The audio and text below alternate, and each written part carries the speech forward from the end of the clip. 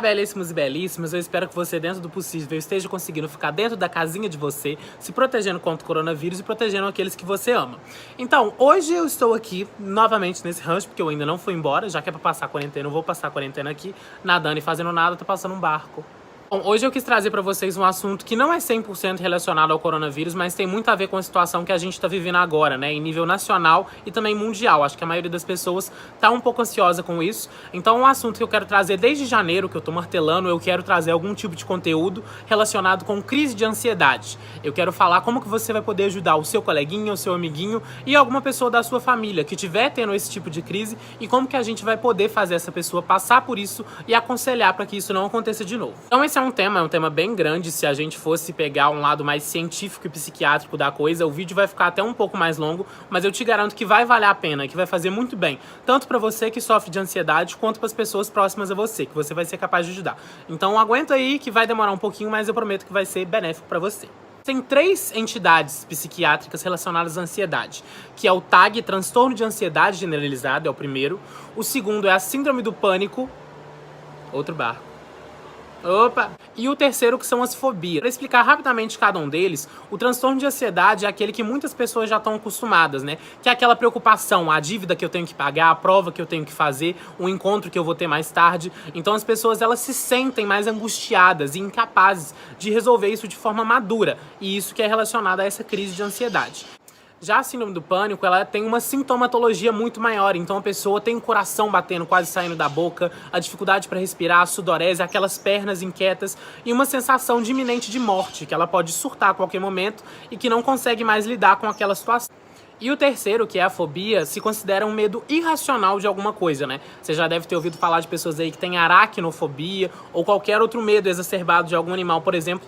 Então, já tendo uma visão pelo menos superficial sobre essas 3 entidades relacionadas à ansiedade, a gente tem que entender que a gente precisa quebrar essa ideia de que a ansiedade precisa ter um motivo. É muito comum o seu amigo estar ansioso e você fica, mas por quê? Por que você está ansioso? E muitas vezes isso não tem uma razão de ser. E aqui eu vou querer falar para vocês o que fazer e o que não fazer, algumas dicas de como lidar com a pessoa que está tendo uma crise de ansiedade perto de você, sem se preocupar com os motivos, sem se preocupar em questionar demais esse aspecto. Aqui eu quero que você saiba uma abordagem aguda, no momento que a pessoa estiver tendo a crise, mas é sempre importante lembrar que se você tiver ansiedade ou conhece alguém que tenha, que essa pessoa é necessário que ela procure um psicólogo, um psiquiatra e uma ajuda profissional que vai ser capaz de auxiliar ela tanto com uma terapia comportamental, tanto com a forma medicamentosa, que a gente sabe também que é uma aliada, para poder ter esse tratamento prolongado. Não adianta nada a gente ficar buscando ajuda em coaching, em livros de autoajuda. A gente sabe que o que realmente vai ajudar uma pessoa com ansiedade e qualquer outro distúrbio psiquiátrico vai ser ajuda profissional. Isso é de extrema importância. Nesse vídeo eu quis fazer um pouco diferente e começar dizendo as coisas que você não deve fazer.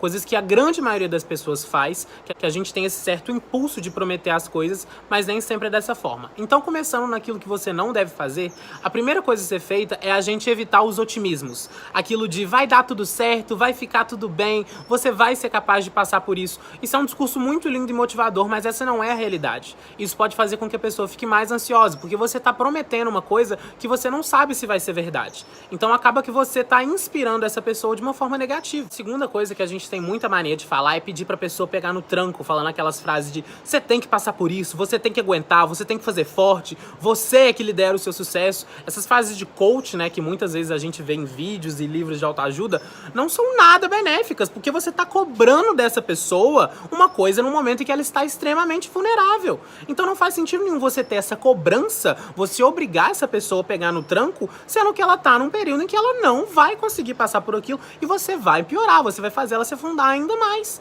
Então, pelo amor de Deus, coach não. E o terceiro, que por mais que possa parecer absurdo, tem muitas pessoas que faz, é chamar o seu amigo que tá tendo uma crise de ansiedade pra ir pra bebedeira.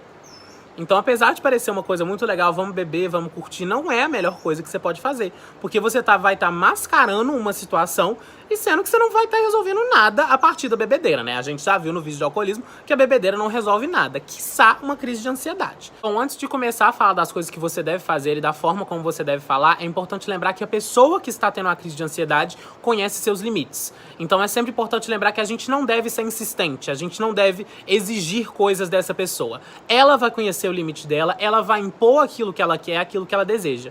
Você só tá ali para prestar conforto e tranquilidade para aquela pessoa. E agora eu vou te falar como. Eu gosto muito de facilitar a forma de vocês decorarem as coisas. Eu separei 2 substantivos e 2 verbos, que serão os 4 S, para vocês lembrarem de como abordar essa pessoa. Você vai lembrar de escuta, empatia, esclarecer e eliminar expectativas. Quando a gente fala de escutar essa pessoa, mais uma vez, não é você que está liderando essa conversa.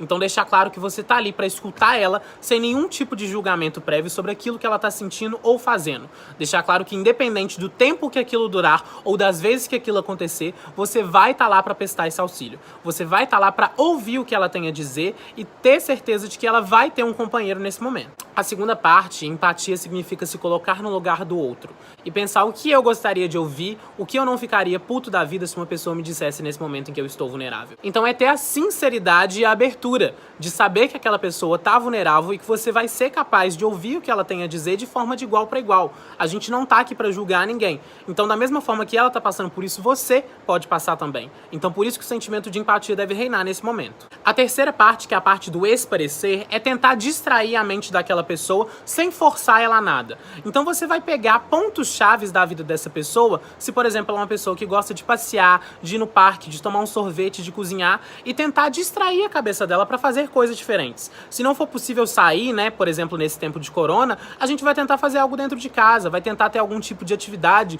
ou até mesmo lembrar, ter lembranças, ter memórias de um momento que vocês passaram que foi legal, sem forçar essa pessoa a nada, mas certificando que você vai estar ali no momento que ela quiser fazer esse tipo de coisa.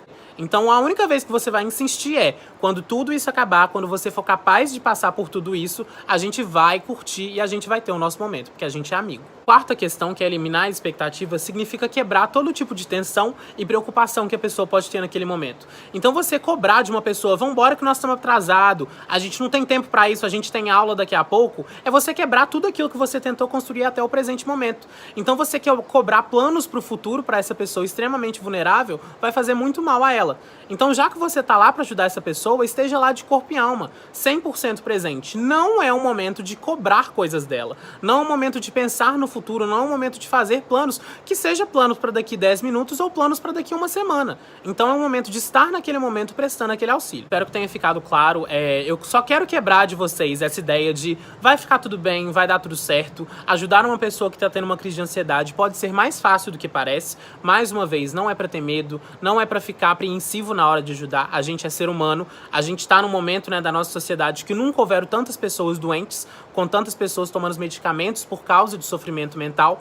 Então a gente precisa se ajudar, a gente precisa estar do lado um do outro.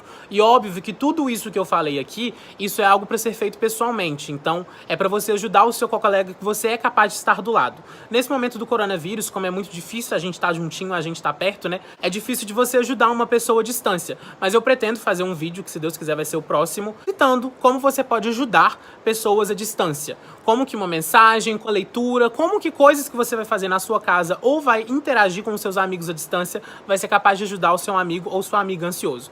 Então cuidem de vocês, não estou falando só de coronavírus, não estou falando só de álcool em gel e máscara, estou falando de mente, estou falando de corpo, estou falando de alma. A gente é uma coisa só, então a gente precisa cuidar um do outro, a gente precisa se amar, a gente precisa se ajudar.